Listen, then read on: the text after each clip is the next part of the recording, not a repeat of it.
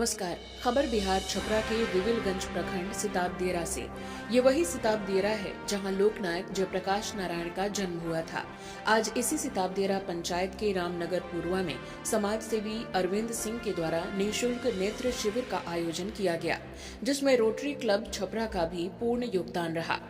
इस शिविर में सिताब दियरा के सैकड़ों ग्रामीणों ने अपना नेत्र परीक्षण करवाया और निःशुल्क चश्मा लिए।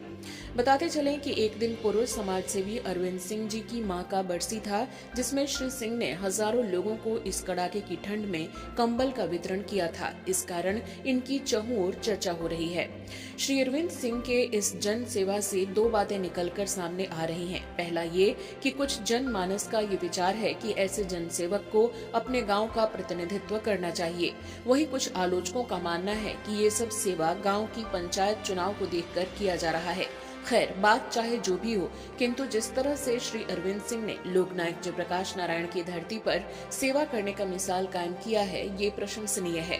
इस बारे में भी अरविंद सिंह जी से विशेष बातचीत हुई। आइए जानते हैं क्या कहा अरविंद सिंह ने और स्थानीय ग्रामीणों ने। छपरा सिताब दियरा से संजय कुमार पांडे की रिपोर्ट। मेरा नाम तो अरविंद सिंह हुआ। मैं एक पूर्व सैनिक भी हूँ, भारतीय सेना से। सिताब दियरा गाँव ही है मेरा पैतृक। रोटरी क्लब से मैं भी निवेदन किया था कि आप लोग कुछ समय हमारे गांव के में भी दें, और जो हमारे गांव के वृद्ध और जरूरतमंद हैं उनका आंख से रिलेटेड जो भी समस्याएं हैं उनको चेक बैक करें और उचित सलाह, दवा और ज़रूरत होने पर उसका सर्जरी भी करें।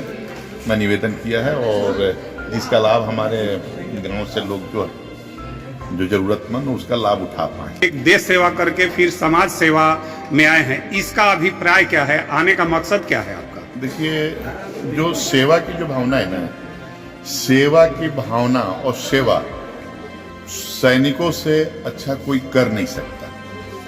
क्योंकि बहुत किसी ने बोला भी होगा, जो आपने भी सुना होंगे कि फौजी जो हैं मरने के लिए ही जाते हैं। बॉर्डर पे ठीक है, मरने के लिए ही जाते हैं, लेकिन ये जज्बा हर किसी में नहीं होता है।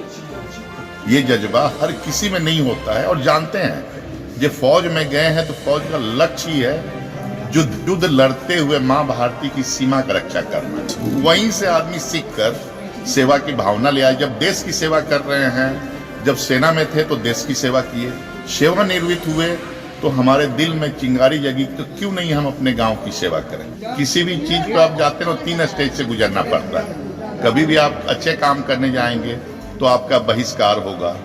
अब उतना तो ध्यान नहीं है, लेकिन बाद में फिर उसको लोग एक्सेप्ट करते हैं। तो जितना आलोचना होगा, मैं उस पर तो क्या बोलेगा, अमल करेंगे कि हाँ हमारी कमी त्रुटि रह जाए।